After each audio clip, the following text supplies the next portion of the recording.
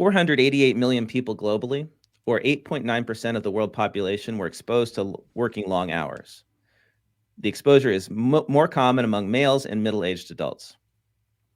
And an estimated 745,000 deaths from heart disease and stroke were attributable to working long hours.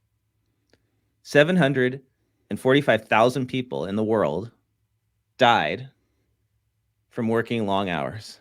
That's like COVID numbers. These are pandemic numbers. And nobody's acting with this urgency to help stall these deaths, right? Yeah.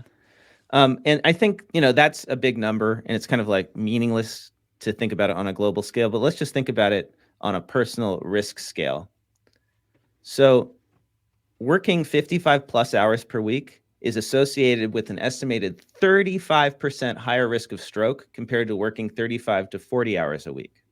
So if you overwork, you have a 35% higher risk of stroke and a 17% higher risk of dying from heart disease compared to working reasonable hours. So your risk of stroke 35% higher, risk of heart disease 17% higher. Now, this could be for two reasons.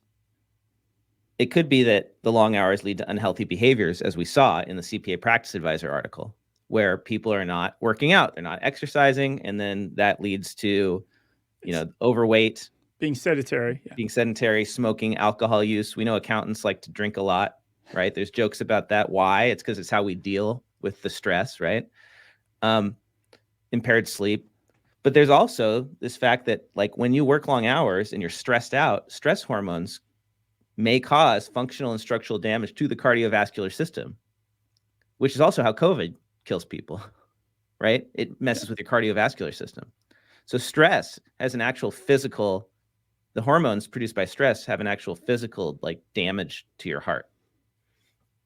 Yeah, because you're only supposed to be stressed for a couple seconds so you could do the flight or fight, Yeah.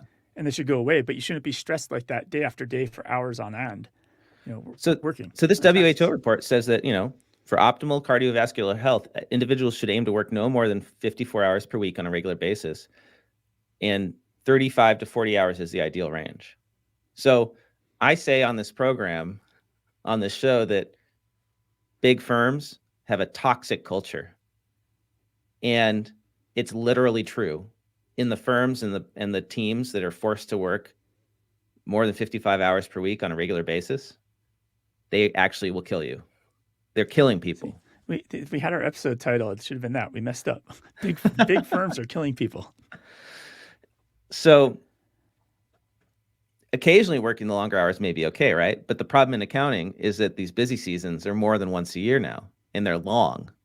And I honestly think that, like, even if you work even 1 week at a time is bad for you, right? I've experienced it, working that many hours for even 1 week, which I tend to work, like, if I'm traveling, during conference season or something.